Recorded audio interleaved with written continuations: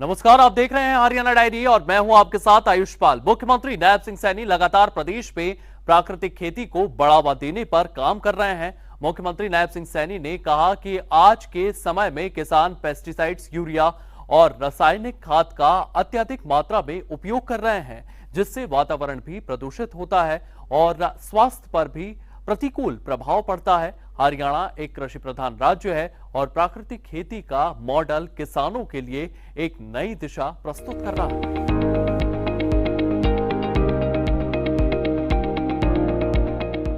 उन्नत और आधुनिक खेती, खुशहाल किसान। जी हां, हरियाणा निरंतर प्राकृतिक खेती करने की दिशा में आगे बढ़ रहा है। मुख्यमंत्री नायब सिंह सैनी हरियाणा में प्राकृतिक और जैविक खेती को लगातार बढ़ावा दे रहे हैं। किसानों की आय बढ़ाने और पर्यावरण संरक्षण के लिए सरकार ने कई बड़ी योजनाएं और नीतियां लागू की है। वित्तीय सहायता के साथ ही नायब सरकार ने स्मार्ट एग्रीकल्चर योजना, किसानों को प्रशिक्षण और उपकरण करवाने और पंचायती भूमि पर प्राकृतिक खेती कराने की सुविधा मुहैया करवा रही है। 1 एकड़ के अंदर 4 ट्राली गोबर के खाद की डाल दी और 1 एकड़ के अंदर आपने 1 ट्राली डाल दी, एक में एक भी नहीं डाली। आप तीनों का अंतर देख लीजिए, फसल का तीनों का अंतर देखना। जिस एकड़ के अंदर आपने 4 ट्राली डाली है, उसके जो पैदावार होगी उसकी पैदावार को देखिए। जिसमें 1 डाल लिया उसकी पैदावार को देखिए, और जिसमें आपने 1 भी नहीं डाली उसकी पैदावार को भी देखिए, जिसके अंदर आप खाद के, रासायनिक खाद के ऊपर निर्भर है।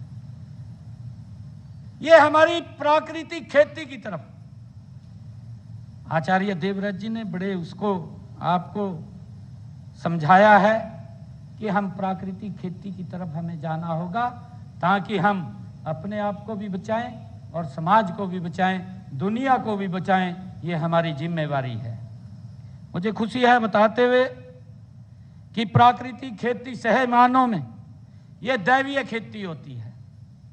प्राकृतिक खेती ये दैवीय खेती होती है।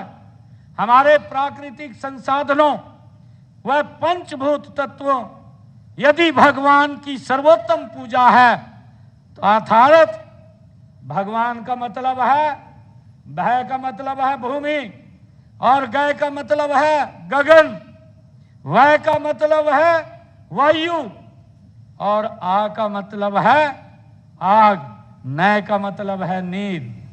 भाइयों, ये भगवान से, इन तत्वों से जिसकी हम पूजा करते हैं, ये प्राकृतिक खेती में हमें दिखाई देते हैं। प्राकृतिक खेती करने वाले किसान ओम प्रकाश ने कहा कि इससे बेहतर कौन सी सरकार हो सकती है, जो 24 फसलें एमएसपी पर खरीदे, सरकारी खेती के लिए बिजली और पानी की 24 घंटे व्यवस्था कर रही है।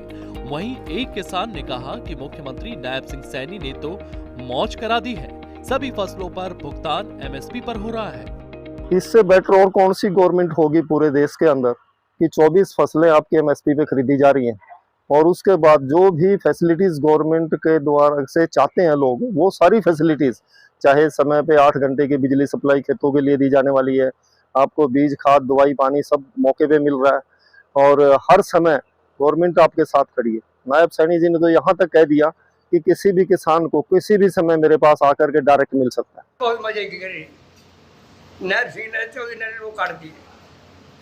बहुत अच्छी सरकार मान रही ना, सब लड़का खुश।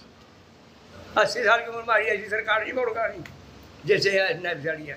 सारी चीज का मौज कर रखी है, कोई दुखी नहीं है इसके राज्य। ये तो थोड़ी टाइम कर देगा, बिल्कुल बराबर कराई दो। वहीं प्राकृतिक खेती कर रहे किसान मेहरचंद ने विस्तार से बताया कि नायब सरकार कैसे प्राकृतिक खेती करने के लिए किसानों को सुविधा प्रदान कर रही है।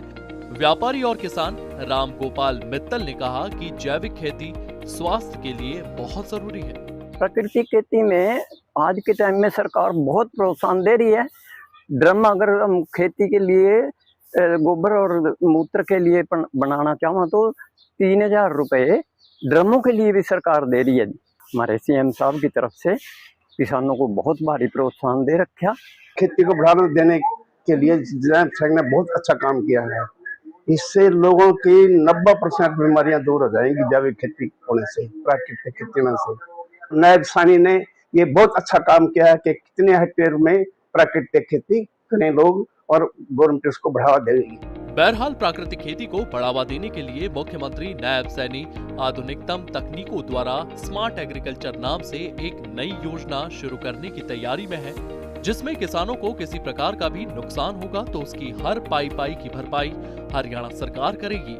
यानी हरियाणा के गौरव किसानों को समृद्ध बनाने के साथ ही किसानों की आय को बेहतर से बेहतर बनाने के लिए मुख्यमंत्री नायब सिंह सैनी पूरी तरह से प्रतिबद्ध है।